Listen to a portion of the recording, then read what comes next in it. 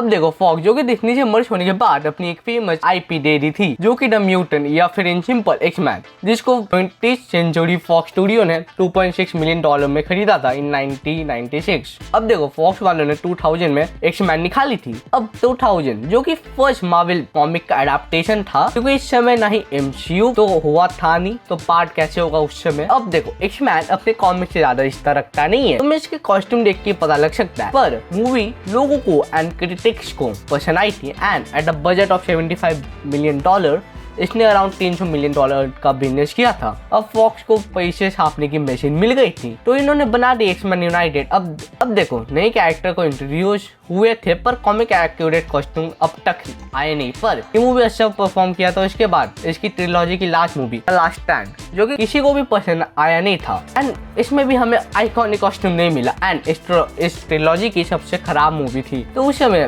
Fox वालों को realise हुआ कि कुछ तो गलत हो गया, तो इसने अपने फैंस की सुनी एंड इनको एक आइडिया आया कि स्टैंड अलोन कैरेक्टर के ऊपर बनाते हैं, तो इन लोगों ने बना दिया वुल्वरीन के ऊपर। अब देखो बनाया तो बनाया, कॉस्ट्यूम दे देते, पर हमें गूंगा डेडपूल मिला, पर इसने पैसे कमा कर दिए। तो इनको और एक आइडिया आया कि एक्समैन का प्रीक्वल भी बनाते। अब इसमें सारी जो कमी थी ओरिजिनल एक्समैन में, इसको ठीक करते, जैसे कि कैरेक्टर को कॉमिक एक्यूरेट शूट दिए थे, लोगों को रिकास्ट किया है। अब एक को छोड़कर वुल्वरीन, अब ये मूवी सक्सेसफुल थी एंड इसके बाद फॉक्स रिलीज करता है द वुल्वरीन, जो कि किसी को पसंद नहीं आई। इसमें हमें वुल्वरीन का आइकॉनिक शूट मिलने वाला था, पर फिर से मिला नहीं एंड इसके बाद एक्समैन द फर्स्ट क्लास का सीक्वल आता है, X Men days of the future past. अब इसमें कैसे टाइम ट्रैवल दिखाया जाता है, कैसे फ्यूचर और पास्ट के एक साथ ब्लेंड होते हैं, टाइमलाइन को रीसेट करता है, ये सब बढ़िया था। पर इस साल एक क्लिप लीक हुआ था जो कि था डेडपूल का। अब देखो ये तो आज भी मिस्ट्री है कि किसने किया है, लेकिन ये पॉपुलर हो गया था, तो फॉक्स वालों ने इसके ऊपर मूवी बना दी। अब ऑन द वे और एक प्रोजेक्ट के ऊपर काम चल रहा था, जो कि था एक्समैन एपोकलिप्स, जो कि अपने ओरिजिनल ट्रिलॉजी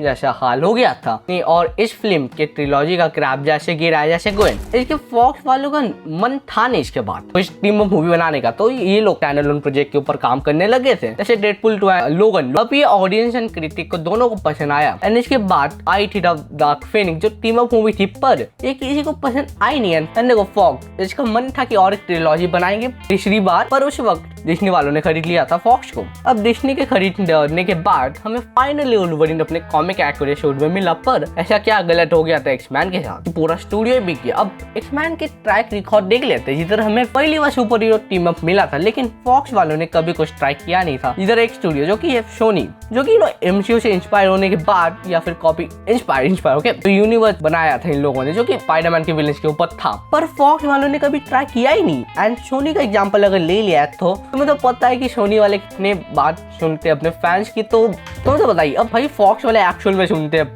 फैंस की बात, जैसे कि लोगों को कॉमिक एक्यूरेट शूट चाहिए था, मिल गया, डेडपूल चाहिए था, मिल गया। अब तो भाई तुम्हें वुल्वरीन पसंद आएगी तो भाई इसके स्टैंड अलोन मूवी भी रख लो। अब देखो फॉक्स के पास ज्यादा प्लान थे नहीं एक्समैन के रिलेटेड, तो ये फेल कर गया था एंड ये थी मेरी बात।